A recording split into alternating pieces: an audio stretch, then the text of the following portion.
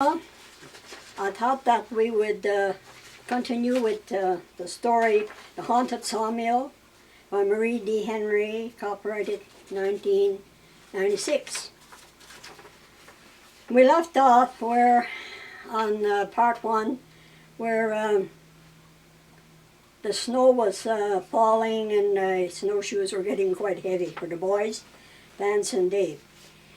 The snow was light on the ground, but once it piled up on the front end and behind the foot on the rawhide lacing, it became heavier with each step taken.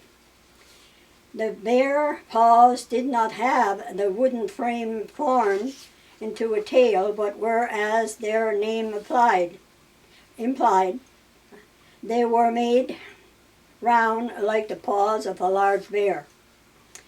They did not pick up a lot of snow, and they were also much easier to use while in the bush than the tailed snowshoes.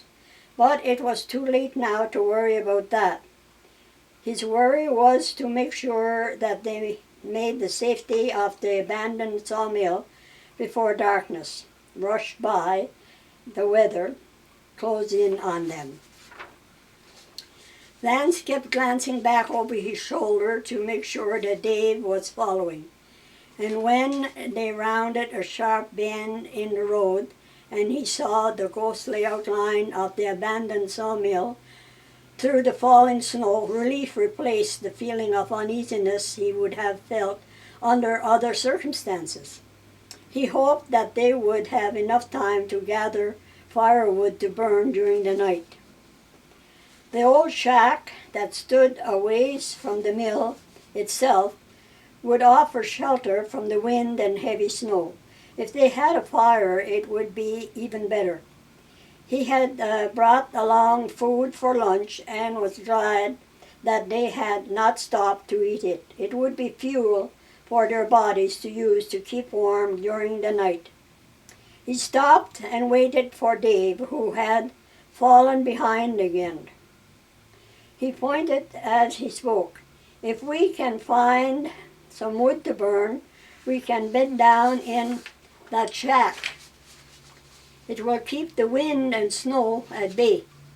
And we have food that should last us a while if we are careful with it. We can melt snow for water to boil for hot tea. He grinned at Dave.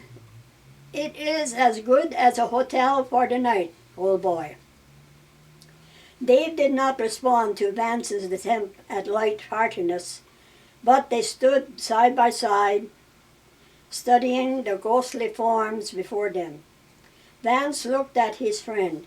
He was breathing stronger now, but when he turned and met Vance's gaze, the weariness in his eyes was replaced by uneasy concern.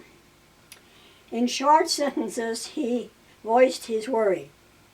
This place gives me the willies.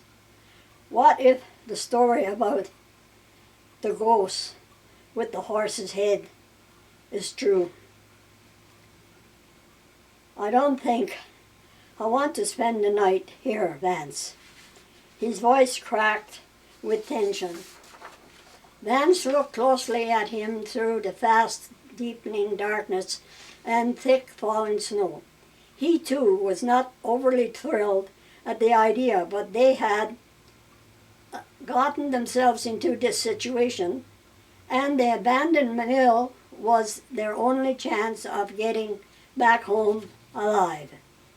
To turn back now was a risk far more dangerous than waiting out the storm at the mill with its supposedly ghostly tenant. Before Dave could voice more doubts about the decision, Vance started off towards the shadowy buildings with far more confidence than he felt. He could hear Dave's snowshoes woofing in the soft, deep snow right behind him. Even if he was afraid, he was not showing it by lagging behind, Vance thought. Vance did not relish the idea either, but it was their only chance of staying alive.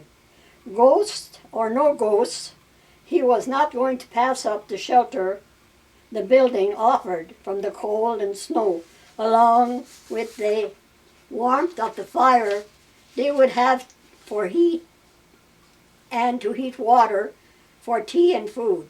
Sure, he knew how to build a fire for lunch sites in the snow, but this was a sure thing for waiting out the storm, darkness and cold.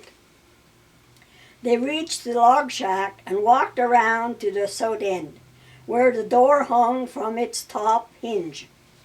Vance pushed it open and stepped into the deeper darkness of the shack's interior.